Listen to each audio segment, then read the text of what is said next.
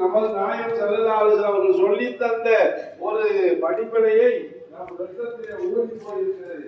அன்னை நாயகம் ஸல்லல்லாஹு அலைஹி வஸல்லம் அவர்கள் அடிமைத்தனத்தை முழுமையாக ஒழித்தார்களா? நாம் ரலியல்லாஹு தஆலா அவர்கள் அடிமையாக இருந்தார்கள், கஃபாப் ரலியல்லாஹு தஆலா அடிமையாக இருந்தார்கள், சுமையா ரலியல்லாஹு தஆலா அடிமையாக இருந்தார்கள். அத்தனை அடிமைகளை ஒழித்து அடிமைத்தனமே இல்லை என்கிற ஒரு சூழ்நிலையை உருவாக்கினார்கள். அந்த அடிப்படையிலே உருவான நாம் நம்முடைய ரத்தம் அடிமையாக இருப்பதற்கு நாம் விரும்புவது கிடையாது. அடிமைத்தனத்திலிருந்து விடுதலை பெற வேண்டும் என்பதற்காக வேண்டிதான் இந்திய முஸ்லிம்களாகிய நம்முடைய முன்னோர்கள் தியானம் செய்து இந்த சுதந்திரம் பெறுவதற்கு பெருவாரியான காரணமாக இருந்தார்கள் என்று சொல்றார். எழுத்தாளர் எழுதுகிறார், இந்திய முஸ்லிம்கள் செய்த தியாகம் இருக்கிறது, அவர்கள் சிந்திய ரத்தத்திற்கு நிகராக இந்த மற்ற சமுதாயத்தை சார்ந்தவர்கள் வேறு செஞ்சிருக்க மாட்டார்கள் என்று சொல்லுகிறார்கள். என்று சொன்னால் அவர்களுடைய தியாகம் நாம் செய்திருக்கிறோம். இந்த சுதந்திர போராட்டத்தை ஆரம்பித்தவர்கள் நாம் தான், அதில் வெற்றியடைந்தவர்கள் நாம் தான். வீரநாயகம் ஸல்லல்லாஹு அலைஹி வஸல்லம் அவர்கள் அவர் சொல்லித் தந்த பாடத்தின் அடிப்படையில் நம்முடைய முன்னோர்கள் இந்தியாவுக்கு சுதந்திரத்தை பெற்றுத் தந்தார்கள். அதை கொண்டாடுவதற்கு நமக்கு தான் ஒரு உரிமை இருக்கிறது. ஒவ்வொரு மஸ்ஜிதிலும் இது போன்ற ஒரு நிகழ்வுகள் நிச்சயம் ஏற்பாடு செய்யப்பட வேண்டும் என்பது ஜமாத் உலமாவுடைய கோரிக்கையாகவே இருக்கிறது. இந்த குடியரசு தினம்ங்கிறது 1947 அதற்கு 17 சுதந்திரம் கிடைச்சிருச்சு. ஆனா இந்தியா எப்படி ஆகிறது? இந்தியா வாழ்வதற்கு சட்டத்திட்டம் இல்லையே. இந்திய அரசியல் சட்டம் என்று உருவாக்குவதற்கு 4 வருஷம் ஆச்சு. அம்பேத்கர் அவருடைய தலைமையில தான் 4 வருஷத்துக்கு சட்டத்தை உருவாக்குறாங்க. 1950 ஜனவரி 26 அந்த சட்ட தொகுப்பு ஏற்கப்பட்டு குடியரசாக இந்த இந்தியா அறிவிக்கப்பட்டது. இதுதான் மிகச்சிறந்த ஒரு நடைமுறை. சுதந்திரம் பெற்ற உடனே காந்தி சொன்னாரு, நம்ம நாட்டை முகமதுடைய ஆட்சியை போல கொண்டு வரணும் அப்படின்னு சொல்லி சொன்னாங்க.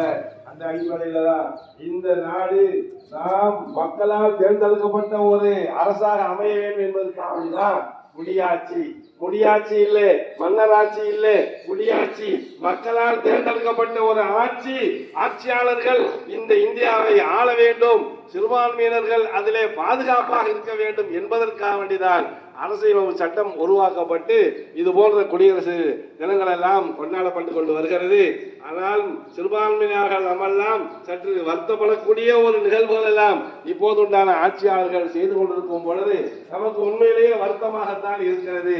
இந்தியாவை ஆளக்கூடியவர்களை இந்திய மக்கள் தேர்ந்தெடுப்பதற்கு பகரமாக ஓட்டிங் மிஷின்கள் தேர்ந்தெடுத்துக் கொண்டிருக்கிறது என்று நினைக்கும் பொழுதுதான் உண்மையிலேயே மனம் வருத்தமாக இருக்கிறது. இந்த ஒரு சூழ்நிலை மாற வேண்டும். ஒட்டுமொத்த இந்திய மக்கள் எல்லோரும் சமம் என்கிற ரீதியிலே தான் இந்த அரசியல் சட்டம் உருவாக்கப்பட்டது. நம்ம ரசூலுல்லாஹி ஸல்லல்லாஹு அலைஹி வஸல்லம் அவங்க மதீனாவுக்கு போன உடனே மதீனா சாசனம் ஒன்று உருவாக்கினாங்க. இங்க யார் வேணாலும் இருக்கலாம், முஸ்லிம்கள் மட்டும்தான் இருக்கணுங்கிறதெல்லாம் இல்லை, யூதர்கள் இருக்கலாம், கிறிஸ்தவர்கள் இருக்கலாம், எல்லாருக்கும் நாங்கள் சம உரிமை தருவோம், சிறுபான்மையினரை நாங்கள் மதிப்போம் என்று நபிகள் நாயகம் ஸல்லல்லாஹு அலைஹி வஸல்லம் முன்னுதாரணமாக தந்தார்கள். அவர்களுடைய வழியில வந்தவங்க தான் அபூபக்கர், உமர் ரலியல்லாஹு தஆலா அன்ஹு, அலி ரலியல்லாஹு தஆலா அன்ஹு, உஸ்மான் ரலியல்லாஹு தஆலா அன்ஹு, அத்தனை பேரும் அந்த அடிப்படையில தான் ஜனநாயக முறைப்படிதான் அவர்கள் ஆட்சி செய்தார்கள். யாரும் மன்னராட்சி இல்லை. அபூபக்கர் ரலியல்லாஹு தஆலா அன்ஹு மக்களால் தேர்ந்தெடுக்கப்பட்டவங்க, 4 கலீஃபாக்களும் மக்களால் தேர்ந்தெடுக்கப்பட்டாங்க. அந்த அடிப்படையில தான் காந்திஜி சொன்னார், உமரின் ஆட்சியை இந்தியாவுக்கு கொண்டு வரலாம் என்று சொன்னார்.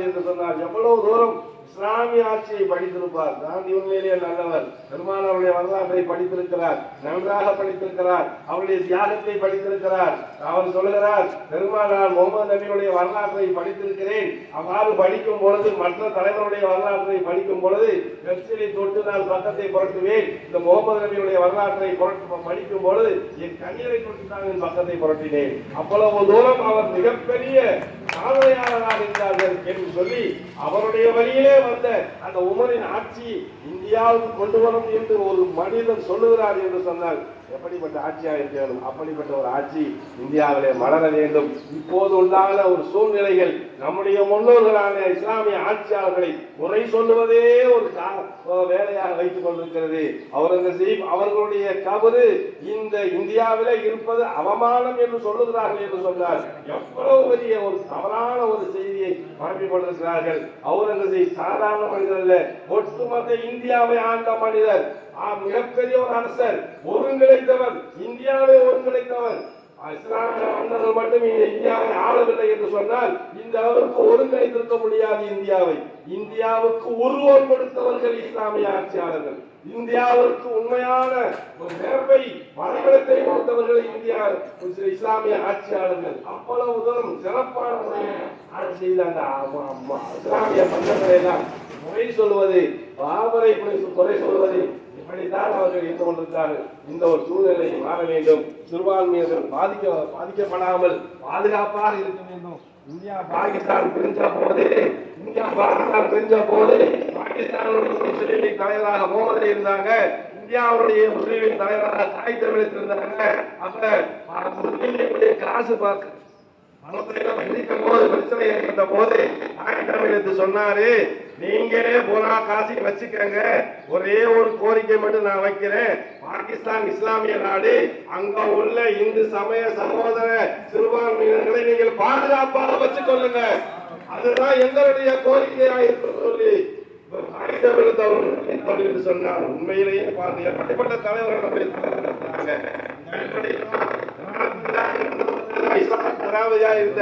அப்துல் கலாம் எவ்வளவு தூரம் கை சுத்தமானவங்க, ஒட்டுமொத்த உலகமே பாராட்டு, ஒட்டுமொத்த அதனால அப்படிப்பட்ட முறையில ஆட்சி ஆண்ட அவங்களெல்லாம் அவங்களுடைய எண்ணத்தின் அடிப்படையில இந்த இந்தியா பாதுகாப்பா இருக்கணும். சிரமப்பட்டு ஆங்கிலேயர்களிடத்திலிருந்து அடிமைத்தனத்திலிருந்து விடுதலை பெற்ற இந்த இந்தியா இனி கடைசி வரையில பாதுகாப்பாக, குறிப்பாக சிறுபான்மையினருக்கு பாதுகாப்பாக இருக்க வேண்டும் என்று ஒட்டுமொத்த இஸ்லாமிய சமுதாயத்தின் சார்பாக கேட்டு அதுவே இந்த தினத்தினுடைய ஒரு நற்செய்தியாக இருக்கும் என்று உங்கள் அத்தனை பேரும் சார்பாக கேட்டு முடிக்கிறேன். வாக்குறது அவங்க ஜஸாக்குமுல்லாஹ் கைரல் ஜஸா. சிறப்பான உரையை தந்தார்கள். அவர்களுக்கு உங்கள் அனைவர் சார்பிலும் நன்றி. அடுத்து தேசிய கீதம் பாடப்பட்டு துஆவுடன் இந்த மஜ்லிஸ் நிறைவேறும்.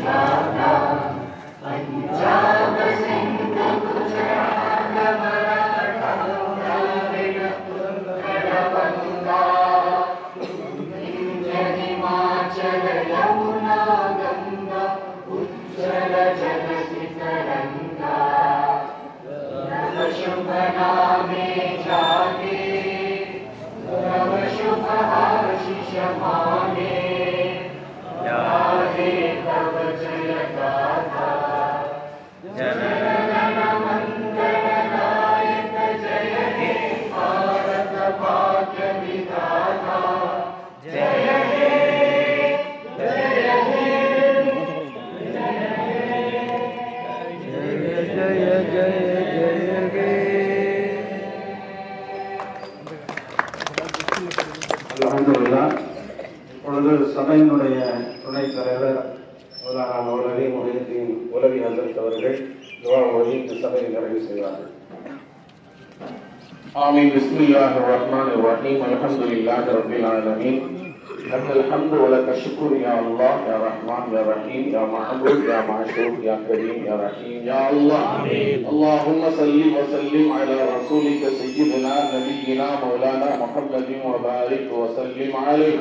اللهم ربنا ظلمنا أنفسنا وإن لم تغفر لنا وترحمنا لنكونن من الخاسرين. اللهم تمم نياتنا وتقضي لنا حاجاتنا يا قاضي الحاجات يا كافي المهمات برحمتك يا ارحم الراحمين. اللهم اعز الاسلام والمسلمين.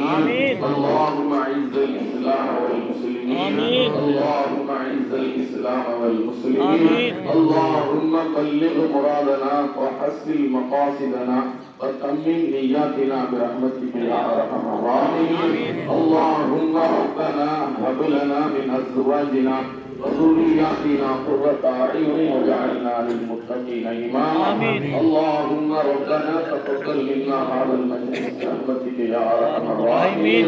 ربنا آتنا في الدنيا حسنة وفي الآخرة حسنة وقنا عذاب النار. صلى الله تعالى وسلم على خلقه سيدنا محمد وآله وصحابه أجمعين. الحمد لله رب العالمين. صلى الله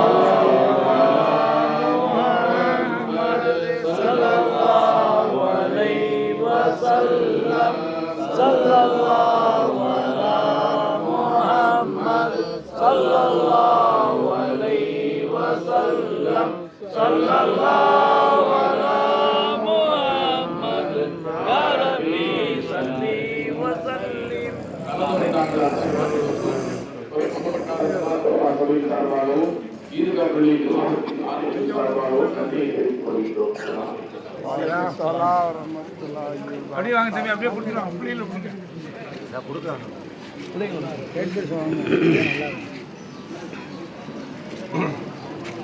இன்னும் கொடுங்க பசங்க. முதல்ல பசங்க சின்ன பிள்ளைங்க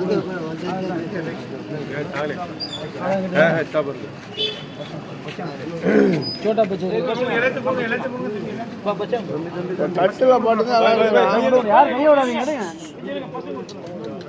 எடுத்து கொடுங்க தம்பி, ஒன்னொன்னு எடுத்து கொடுங்க. வாங்க